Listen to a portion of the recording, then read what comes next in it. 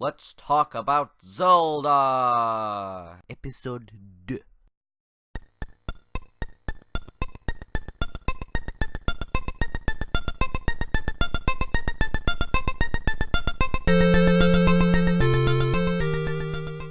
Zelda 2, The Adventure of Link, takes the series in a different turn, adding RPG elements to the mix in a side-scrolling adventure game. There was only 2 games at the time, so it wasn't breaking any set formula, but nowadays it seems a black sheep in the franchise. Is it any good, or should it be buried in the past and forgotten with the likes of Heil Honey on Home and Ghostbusters on NES? The game takes place after an undefined amount of time since the first game, where you defeated the evil Ganon and rescued Princess Zelda. But now Zelda has been under a sleeping spell for generations and is in fact an entirely different princess to the one saved in the first game. Despite this, Link is now 16 and must free Zelda from the curse by defeating all of Ganon's goons. However, they're planning to use your blood to resurrect Ganon. How did Zelda fall under this curse? Well, Zelda's brother demanded the location of the Triforce that the recently deceased king had passed on to her, but she refused. The prince, in a fit of rage, asked a wizard to place her under a spell.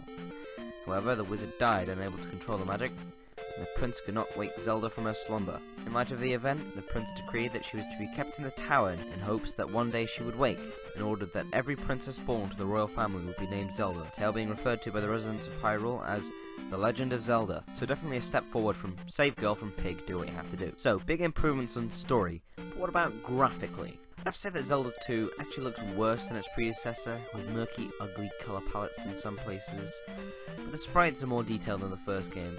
However, some sprites do look unattractive to me, so it's hit and miss. Not necessarily an eyesore, but not as visually pleasing as the first game. What about the music, I hear you say? Well, music is a key factor in the Zelda franchise, and Zelda 2 doesn't disappoint. I'd say it's about on par with the first game, with more tracks, but some are a bit weak. However, there are some good tracks that counterbalance that.